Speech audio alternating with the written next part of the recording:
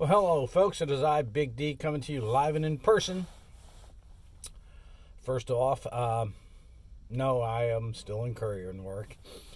You must have seen Alan's video on repoing with Big D. I went and got his van from his driver, and we joke about it and said I repoed the van. So, yeah, that was all kind of a gag, but I do have my Grinch mask on because, well, you know, I'm the Grinch.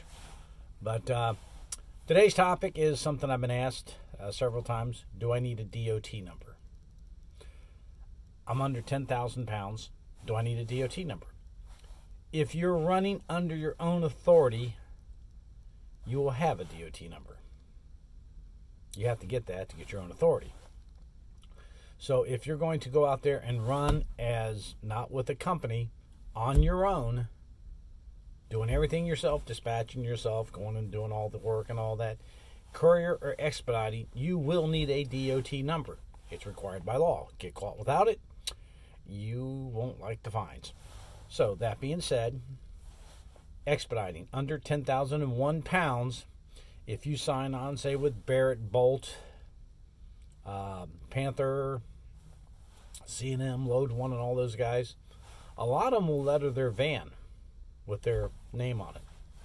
Okay?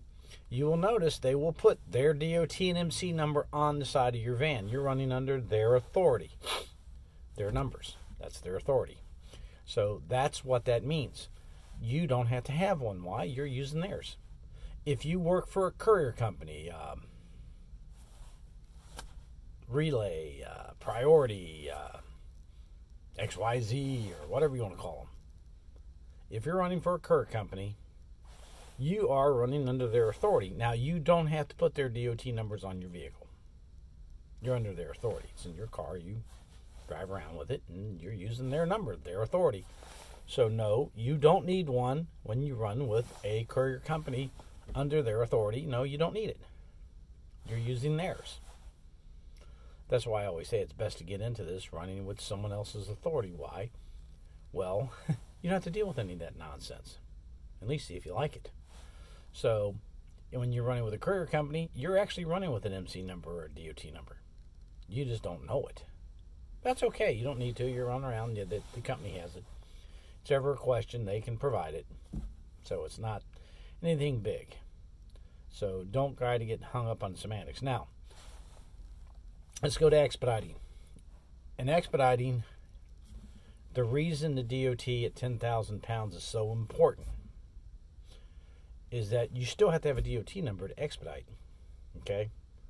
When you run with a company like Bolt Mountain, you run into their number. The thing that 10,001 pounds does for your vehicle is that you don't have to log it, you don't have to scale it, except maybe 1 or 2 states where they still require it.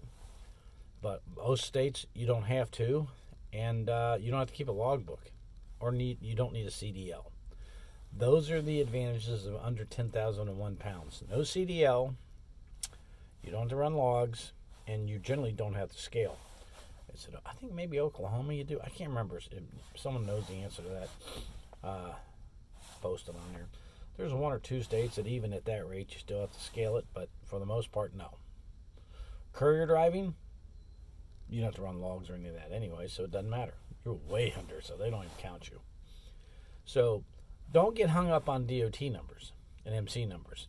Everybody tries to make it complicated. It's really not. You're working for a company. You're signed on with a courier company or an expediting company. You've got a DOT number. You just don't know it. To start a company, you have to have that. And a lot of people who want to go out here and they say, hey, be your own courier company. You can start your own courier company. Well, what they don't tell you is that you have to have a DOT and MC number. You have to have your own authority. That's what that number is, your authority.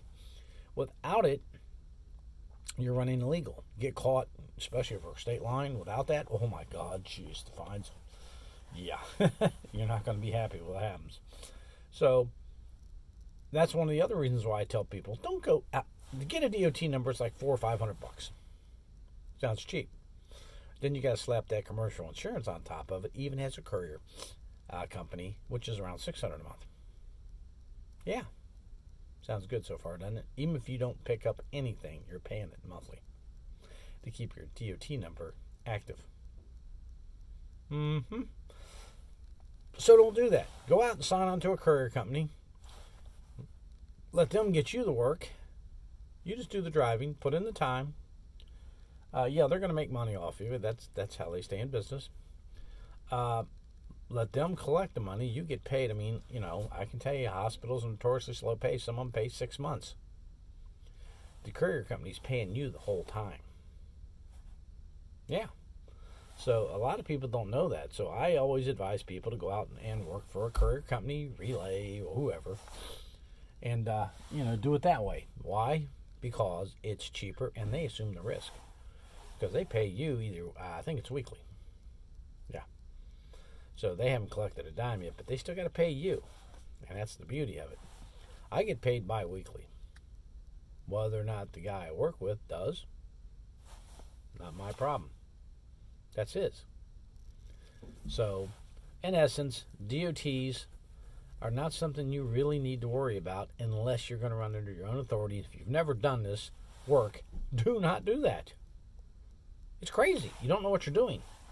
Run with a company that's already set the structure in and they can get this done for you and let them make their percentage off of you.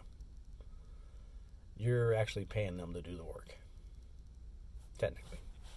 So in essence, DOT and MC numbers are really not something you really need to worry about. You're going to go out and sign on with a carrier. They've got it. That's how they're a carrier. If you're going to go out there and work for a courier company, they've got it. Use theirs, so you don't have to mess with it. And courier work, that's why you don't need commercial insurance. They have it. They sign you onto the policy. That's why they run your background. As an expediter, you're going to get that $600 a month bill, signed on or not. You're going to do it, and you're going to have to get used to that. That's part of your expenses out there. So in essence, I hope that answers your questions about whether or not you need an MC or a DOT. This is Big D saying, let's go make some monies. Now, like the channel. Like the channel. Subscribe to the channel. Share the channel. Let's keep this ball running. Let's all go make some monies. I'm trying to take the hype and the backdoor information, for lack of better words, out of this. I will redo a series on how to buy a vehicle, though, so that you understand negotiating. Like, for instance, I have been negotiating to buy myself a Class A RV.